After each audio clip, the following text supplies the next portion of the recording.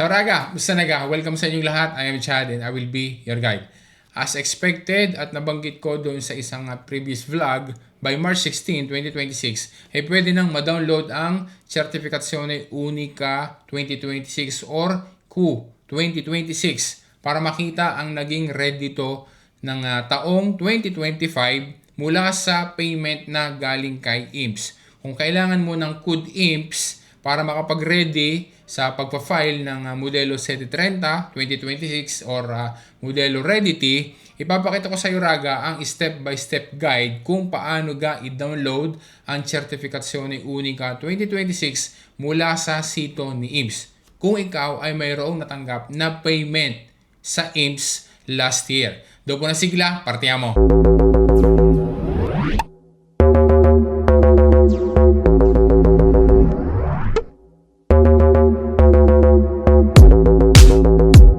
Kung ikaw ay nakatanggap ng NASP o Disoccupazione ng 2025 o baka naman nagmaternita ka ng 2025 at may natanggap na indemnita mula kay IMPS o pure, ikaw ay pensionato.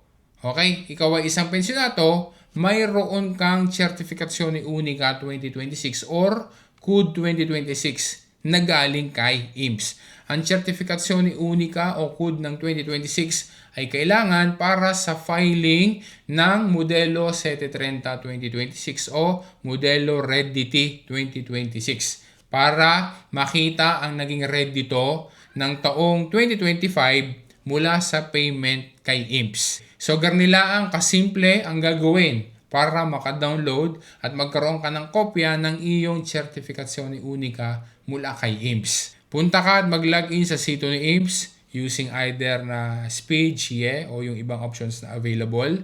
Subito sa iyong bakeka, kung mayroon kang Certificazione Unica mula kay IMPS ay makikita mo agad ang option na are.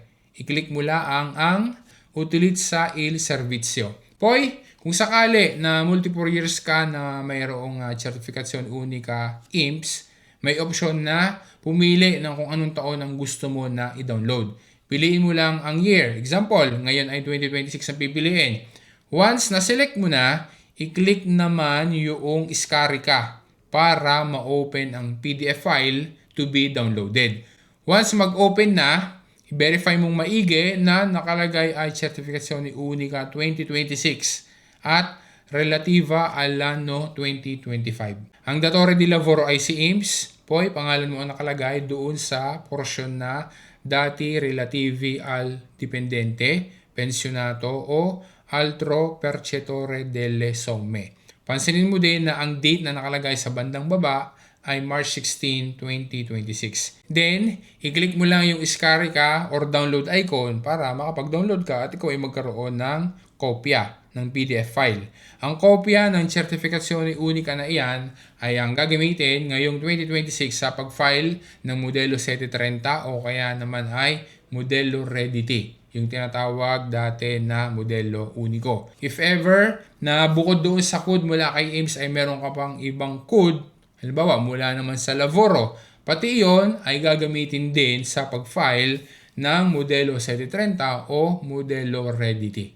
Yun talaga, sana naging malinaw sa iyo at nakatulong sa iyo at natutuhan mo kung paano mag-download ng Certificazione Unica kung ikaw ay meron mula doon sa payment ni IMPS direkta sa sito ni IMPS. Yun talaga, sana ma-share mo rin sa iba para magkaroon din ng idea at malaman din ng iba kung paano yan gawin. Maraming salamat sa panonood mo. Once again, this is Chad and always remember, Chad will guide. Grazie raga, alla prossima!